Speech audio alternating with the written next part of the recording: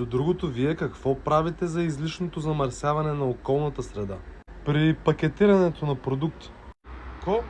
Опаковките, бе, пластмасови, найлонови. Излишните аз ги фърлям в едно сметище до село. Не е регистрирано, ама гледам всички там фърлят. Добре. При нас всички търговци се регистрират в една платформа и отбелязват какъв опаковъчен материал използват. Каква е далаверата? Колко плащат? Не ти плащат, ти плащаш, просто смятаме, че сме отговорни за нашата планета. Мен ме болиш майзера, камо ли да плащам. При вас колко хора пазаруват онлайн, бе? Към 3 милиона. При вас? Около 60 милиона. Тоест пазара ви е 20 пъти по-голям. По-скоро 40 пъти по-голям. Как 40, бе? Бавен.